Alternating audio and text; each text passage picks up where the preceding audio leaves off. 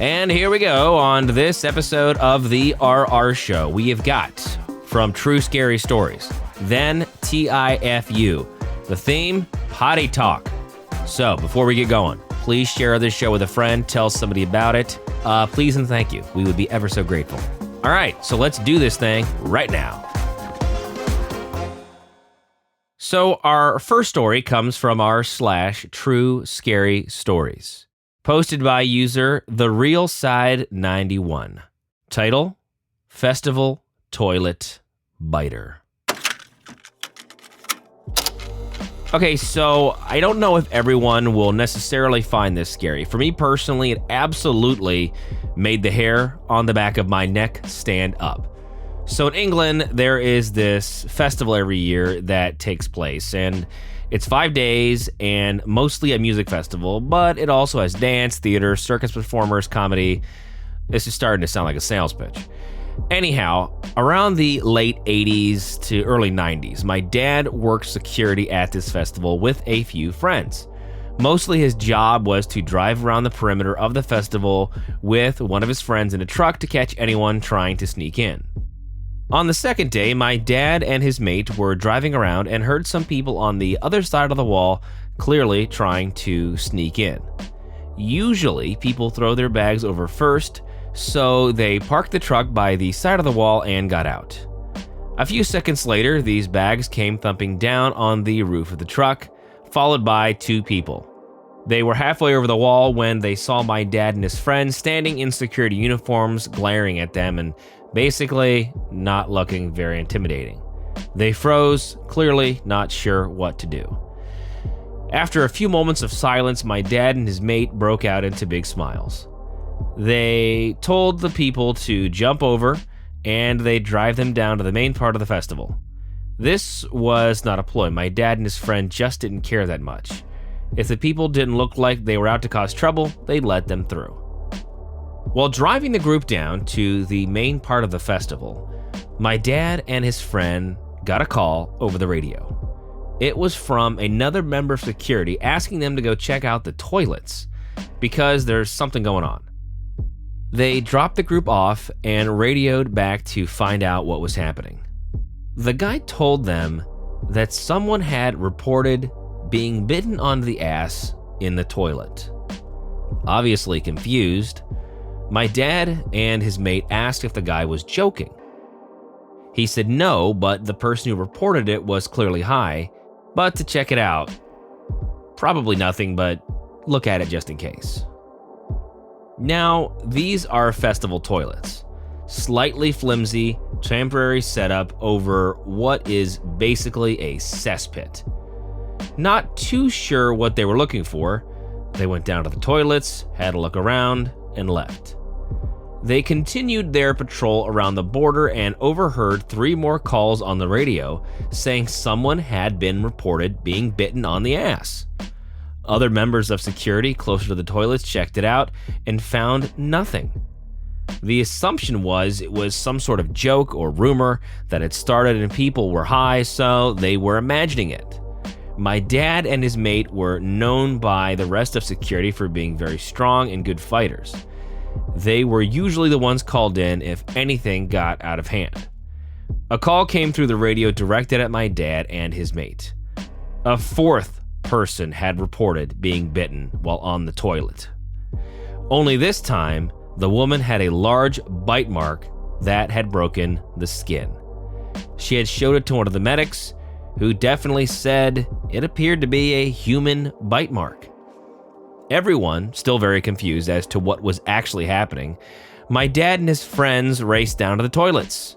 They go into a cubicle and shine a light down the toilet. Not exactly pleasant. Not really sure what they're looking for, they move the light around a bit. Right before they were about to switch the torch off, they saw something move. Like unusual movement. My dad's friends, not knowing what else to do, call out, "Is there someone down there?" They see faster movement this time. He calls out again, "We aren't going to hurt you. We just need to know if there's someone down there."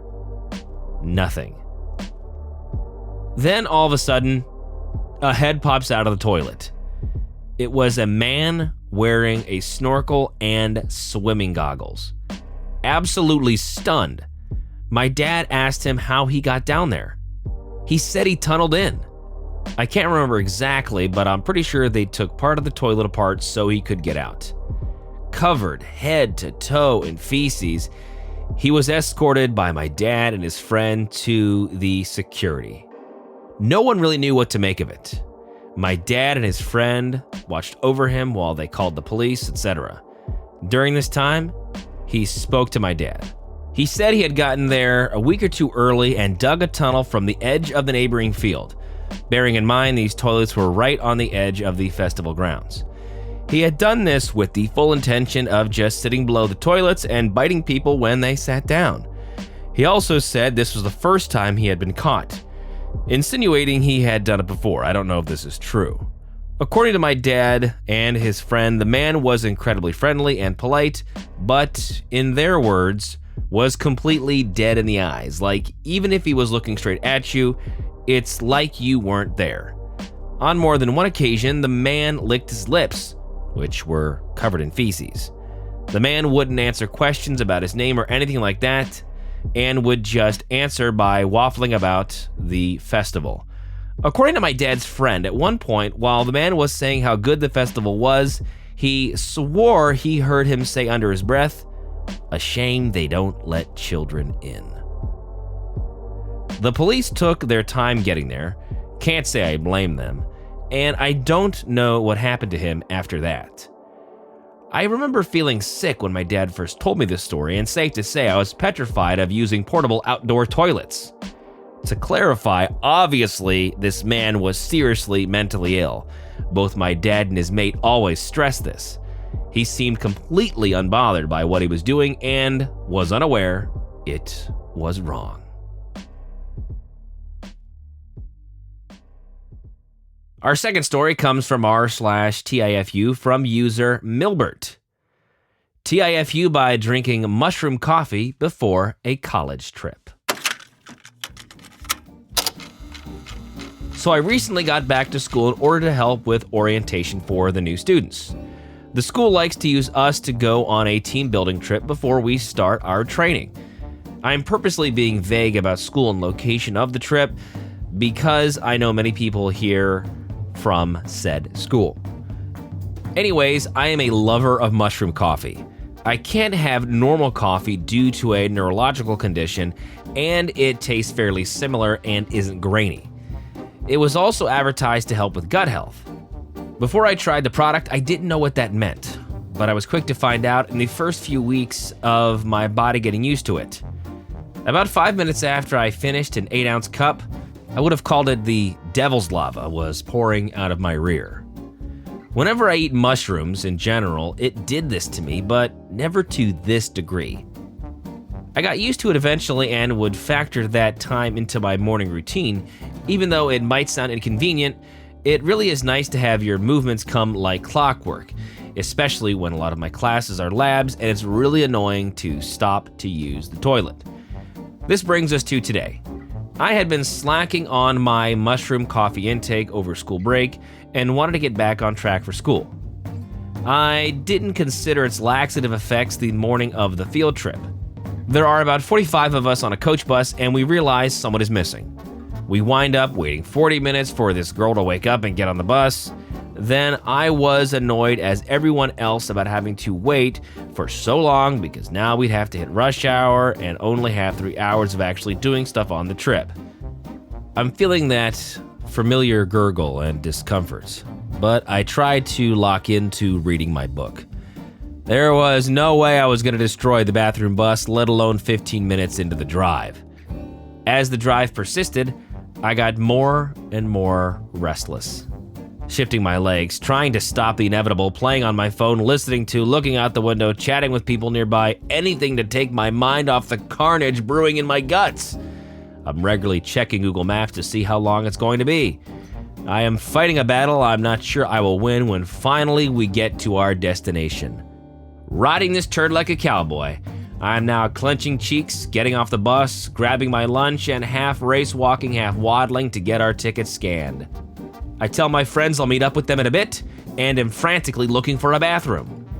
It is as I step foot in the threshold of the bathroom, a slight step up, that a small landing strip of mud paints my pants. I'm pleading with people to let me go ahead of them in line. Of course, the women's bathroom always has a line. I get in the stall and let it out. It's been brewing in me for the whole 2 hours and 40 minutes we were in the bus. And I see the damage. It's at this point that I want to cry, but then I remember a bag of period products that I have and an extra pair of underwear. Profusely thanking my mom, who suggested the backup idea of undies, I shamefully throw the old pair out.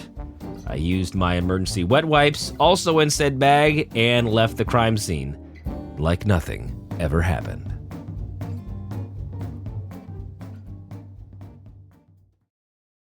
This show is sponsored by BetterHelp. And you know when you're walking through a haunted house and you're just kind of thinking about, I'm tense and something's going to pop out and scare me, and then eventually it does?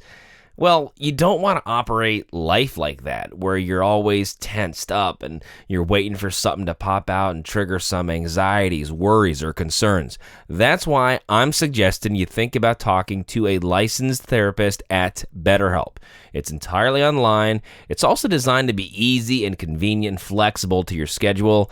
And if you want to switch therapists anytime, what you can do is do that at no charge. So here's a website for you. BetterHelp.com/TheRR Show. That's BetterHelp.com/TheRR Show and get 10% off your first month. So BetterHelp, HELP.com/TheRR Show to get 10% off your first month and become the best version of yourself. Overcome your fear with BetterHelp. Our final story for this episode comes from r/TIFU, posted by user Larry Mann. TIFU by doomscrolling while eating frozen yogurt. I ate my first meal super late today. I didn't really make enough to fill me up, and I don't keep much for snacks around. I poked my head in the freezer, and there sat my mostly uneaten tub of Chapman's Espresso frozen yogurt. I thought to myself, why not? I'm an adult, I can have some froyo if I want. I grabbed a spoon and sat at the table with my 2-liter tub of delicious frozen yogurt. I scrolled Reddit while carefully spooning small bits into my mouth because I have sensitive teeth.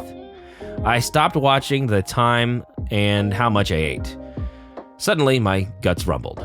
I can handle small amounts of dairy like this, but because I've had my gallbladder removed, I don't tolerate them very well in large portions. I looked at the tub and I'm pretty sure I cleared a full liter of the delectable snack while doomscrolling through garbage.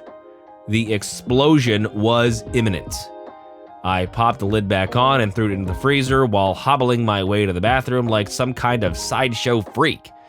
Now you might say, oh no, Larry, man, this isn't a huge TIFU, and it happens. But I haven't gotten to the worst part yet.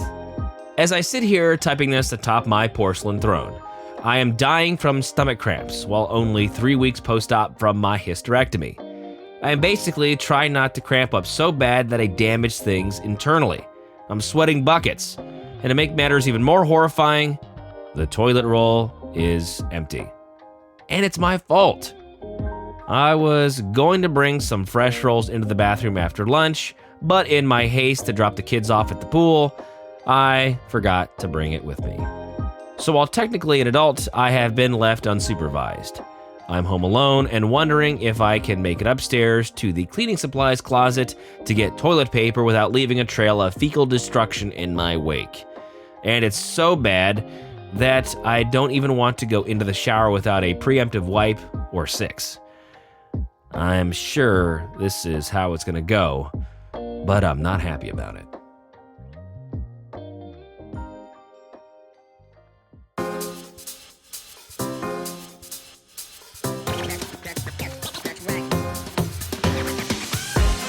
So thanks for being with us. The RR Show is a production of Evergreen Podcasts and Wessler Media.